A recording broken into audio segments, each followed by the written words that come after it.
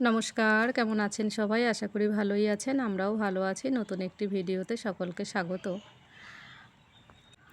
আজ বৃহস্পতিবার সকাল, কাল ছিল মহালয়া। আজ মহালয়ার পরদিন সকাল। সকালে ঘুম থেকে উঠে বাইরে বেরিয়ে পরিবেশটা দেখে মনটা পুরো অন্যরকম হয়ে গেল। ধান ক্ষেতের দিকে তাকাতেই কবিতার কিছু লাইন মনে পড়ে গেল। দেখিতে গিয়েছি পর্বতমালা, দেখিতে গিয়েছি সিন্ধু, দেখা হয় নাই চক্ষু মেলিয়া, একটি ধানের শীষের উপর একটি শিশির বিন্দু। কবিতার লাইনগুলো যেন অক্ষরে অক্ষরে মিলে গেছে। যেহেতু গাছগুলোর খুব কাছেই জল, মাটিগুলো পুরো ভিজে, তাই খুব সুন্দর ফুল ফুটেছে। ফুলের রঙগুলো দেখুন কত সুন্দর। এদিকে কিছু সবজি গাছও লাগানো আছে, সেগুলোতেও বেশ সবজি ধরেছে। লঙ্কা গাছে লঙ্কা ধরেছে। এদিকে পুঁইশাক গাছ আছে, পুঁইশাকের ডগাগুলো খুব সুন্দর কচি। কচু গাছটাও বেশ মোটা হয়ে উঠেছে। শীতের সময় এই কচুটা তুলে খাওয়া যাবে। পেঁপে গাছটায় এত পরিমাণে পেঁপে ধরেছে যে বড় হওয়ার আর জায়গা পায়নি। দেখুন কত পেঁপে ধরেছে। সকালে প্রচুর পাখি আসে, তাই এই পাখিটাকে একটু ক্যামেরাবন্দি করে নিলাম। অদিতি এখনও ঘুমাচ্ছে।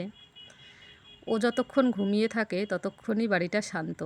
ও যেহেতু ঘুমাচ্ছে, আমি তাড়াতাড়ি করে আমার কাজগুলো এবার সেরে নেব। সকালবেলায় প্রচুর কাজ থাকে। ও ঘুমাচ্ছে জন্য ওর ঘরের লাইটটা বন্ধ করে রেখেছি। প্রথমেই বাসি ঘরটা আমি পরিষ্কার করে নেব, তারপরে বাইরে যে কাজগুলো আছে সেগুলো করব। ঘরটা আমার পরিষ্কার করা হয়ে গেছে, এবার যাব বাইরে। উঠোনটা আজ বেশ পরিষ্কারই আছে, খুব একটা নোংরা হয়নি। যেদিন বৃষ্টি বা হাওয়া হয় সেদিন প্রচুর নোংরা হয়। বাড়ির চারি সাইডে যেহেতু গাছের পাতা পড়ে। কাল কিছুই হয়নি, বৃষ্টি বা হাওয়া কোনোটাই হয়নি। ওয়েদারটা একটু নরম নরম ছিল, কিন্তু বৃষ্টি হয়নি। হালকা একটু বৃষ্টি হয়েছে, হাওয়া আর হয়নি, সেজন্য আজকে বেশি পাতা পড়েনি, অল্প কিছু পাতা পড়েছে। দুর্গাপুজো মানেই বাঙালির আবেগের উৎসব। সারাটা বছর বাঙালির অপেক্ষা করে থাকে এই দুর্গাপুজোর জন্য। মহালয়া হয়ে গেছে মানেই পুজো যেন শুরু হয়ে গেছে। দেখতে দেখতে ষষ্ঠী, সপ্তমী, অষ্টমী, নবমী দিনগুলো চলে আসবে। এবার তো আবার নবমী আর দশমী পুজো একদিনে পড়েছে, মানে 5 দিনের আনন্দ কমে 4 দিন হয়ে গেল।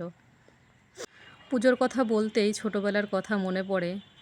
মহালয়ার দিন ভোরবেলায় উঠে শিউলি ফুল কুড়ানো, নারকেলের মালার মধ্যে মোমবাতি লাগিয়ে টর্চ লাইট বানানো। আর তখনকার দিনে প্রত্যেক বাড়িতে বাড়িতে ওরকম টিভিও ছিল না। হয়তো গ্রামে খুব কম সংখ্যক বাড়িতেই টিভি ছিল, আর সেই সব বাড়িতেই সবাই গিয়ে একসঙ্গে মিলে মহালয়া দেখতাম। এখনকার মহালয়াগুলো দেখতে ভালো লাগে না। আগেরকার দিনের মহালয়া যেন অন্যরকমই ছিল, মনের মধ্যে একটা আবেগ ভেসে উঠত।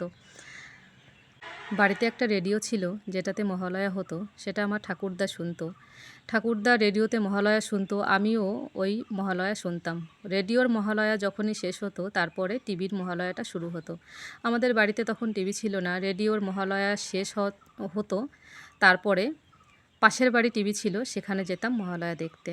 আর এখনকার মহালয়া যেমন হয়, ঘরে টিভি থাকলেও আর টিভি খুলে বসতে ইচ্ছা করে না। সকালের বাসি কাজগুলো আমার প্রায় কমপ্লিট। গোবরটা দিয়ে নিচ্ছি।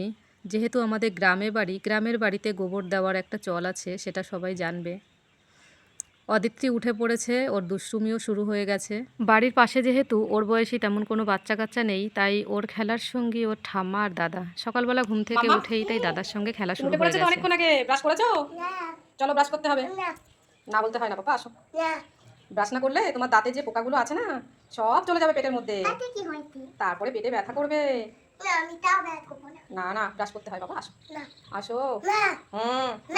আমি রেগে যাবো কিন্তু। দুষ্টুমি করে না, আসো। ওঠো। ও এই না বাবা, ব্রাশ করে নাও। তাড়াতাড়ি ব্রাশ করে নাও। ঠিক করে ধরো, ওখানে ধরছো কেন? হাতের থেকে নোংরা লেগে যাবে। নাও, এবার মুখ ধুয়ে নাও। ব্রাশ হয়ে গেছে, মুখ ধুয়ে নাও।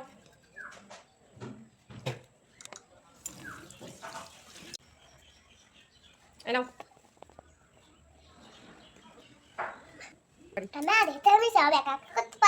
হ্যাঁ, তুমি তো বড় হয়ে গেছো। সত্যিই যেন মেয়েটা দেখতে দেখতে বড় হয়ে যাচ্ছে। ঘর ঝাড়ু দিতে দিতে ডিম সিদ্ধ বসিয়ে রেখেছিলাম। ডিমটা সিদ্ধ হয়ে গেছে, ওটা এখন অদিতিকে পরিষ্কার করে দেব। ও আবার ডিমের কুসুম খায় না। কুসুমটা ভাতের সঙ্গে মেখে দিলে খায়, কিন্তু এমনি দিলে খায় না, শুধু সাদা অংশটাই খায়। আমরা খাবো চা, আর ওকে দেব ডিম সিদ্ধ। আমি চাটা বসিয়ে দিলাম, আর এর পাশে ডিমটা পরিষ্কার করে নেব। সকালবেলা লিকার চাটা বেশ ভালোই লাগে। চাটা এদিকে হতে থাকুক, আমি ওদিকে ডিমগুলো পরিষ্কার করে নিয়ে অদিত্রীকে দিই। ওদিকে অদিত্রীর খেলা শুরু হয়ে গেছে। আমি যেহেতু রান্নাঘরে কাজ করছি, তাই ওর খেলার সব কিছু আমার পায়ের কাছেই নিয়ে চলে এসেছে। ও রান্নাবাটি খেলতে খুব পছন্দ করে। আমি যখনই রান্নাঘরে আসি তখনই ওকে রান্নার সব কিছু দিতে হবে। সবজি, তেল, নুন যা কিছু আছে সব কিছু ওকে দিতে হবে। ডিমটা আমি পরিষ্কার করে নিয়ে ওকে খেতে দেবো। সকালবেলায় ওর খুব খিদে পেয়ে যায়, আর এত সকালে রান্নাও হয়ে পারে না, তাই ওকে সকালবেলায় হয় বিস্কিট না হলে ডিম সিদ্ধ কিছু একটা দিই। চায়ের জলটাও ফুটে উঠেছে, আমার আদা আর চিনি দেওয়া হয়ে গেছে। এবার লিকারটা দিয়ে চাটাও নামিয়ে নেব। ওই দেখুন কেমন দুষ্টুমি করছে। মশলা বাটার জন্য পাথরটা নিয়ে গেল আমার হাত থেকে। ওটা দিয়ে এখন মশলা বাটবে আর রান্না করবে। রান্না করে বাড়ি শুদ্ধ প্রত্যেককে খাওয়ায়, বিশেষ করে ওর দাদাকে খাওয়াবে, আর দাদা আবার প্রশংসাও করবে। কোনটায় কম লবণ দিল, কোনটায় আবার ঝাল বেশি হয়ে গেছে, এরকম করে বলতেও হয়, না হলে আবার রেগে যায়। হালকা করে বিট লবণ দিয়ে দিলাম। চাটা এবার নামিয়ে নেব লিকারটা দিয়ে। এরপরে আবার সকালে কি রান্না হবে সেটা দেখতে হবে। সকালে রান্নার জন্য সবজিগুলো সব বের করে নিয়েছি। সবজিগুলো এবার কেটে নেব। কাল ছিল বুধবার, আমাদের আবার বাড়িতে বুধবারে নিরামিষ খাওয়া হয়, তাই আজ বাড়িতে কোনো মাছ নেই। সকালবেলায় বাড়িতে যে মাছ আসবে সেটাই রেখে রান্না করা হবে। প্রায় 8টা বাজতে চললো, এখনও মাছ আসছে না, সেই অপেক্ষায় চলছে। সবজি তো বের করে নিয়েছি, কিন্তু মাছ নেই, তাই রান্নার জন্য দেরি হচ্ছে। চাটা খেয়ে তারপরে দেখব মাছ কখন আসে। মাম্মাম নাও ডিমটা খেয়ে নাও। না বাবা, তাড়াতাড়ি খেয়ে নাও, ঠান্ডা ঠান্ডা হয়ে গেলে আর ভালো লাগবে না। না, খেয়ে নাও। পুরোটা ফিনিশ করবে, ঠিক করে ধরো, পড়ে যায় না যেন বাটি। আমার কচ্ছপ ভাই তো পড়ে যাবে। না না, পড়ে যাবে না, পাশে বসিয়ে রাখো তোমার কচ্ছপকে। রিকু রিকু মিনু তোমার মুখ তো কেমন নেই। দেখো আমি হালুম। ও, হালুম করে খেয়ে নিচ্ছ? ঠিক আছে, পুরোটা ফিনিশ করো। আমরা এদিকে চা খেয়ে নিলাম আর ওকে দিয়ে দিলাম ডিম সিদ্ধ। এদিকে আমি সবজি কেটে নিয়েছি। শাশুড়ি মা চলে গেছে কলমি শাক তুলতে। বাড়িতেই পুকুর আছে, পুকুরের পাশে হয়েছে কমলি শাক, আর এদিকে পুকুরের মধ্যে লাগানো হয়েছে হেলেঞ্চা শাক, যেটা এখনও খাওয়া যাচ্ছে না, আর কদিন পরে খাওয়ার মতন হবে। কলমি শাক তুলে এনেছে। দেখুন, বাজারে কিন্তু এরকম সবজি পাবেন না। এদিকে মাছালাও চলে এসছে মাছ নিয়ে। দেখি কি মাছ রাখে শাশুড়ি মা। উনি আসছে, আমি আগে আগে চলে এলাম মাছ দেখতে। উনি এসে পছন্দ করে মাছ নেবে। এটা পাশের বাড়ির মামি, উনিও মাছ নিল। আমার শাশুড়ি মাও চলে এসছে, উনিও মাছ নিল। মাম্মা, ফিনিশ করেছো? হ্যাঁ, এই না মা হাত ধুয়েছি। ও, খেয়ে হাতও ধুয়ে নিয়েছো? বাবা, ভেরি গুড। জল খেয়েছো? হ্যাঁ মামা। খেয়েছো? ঠিক আছে। আজকের ভিডিও এই পর্যন্ত। ভালো থাকবেন, সুস্থ থাকবেন সবাই। সকলের পুজো ভালো কাটুক।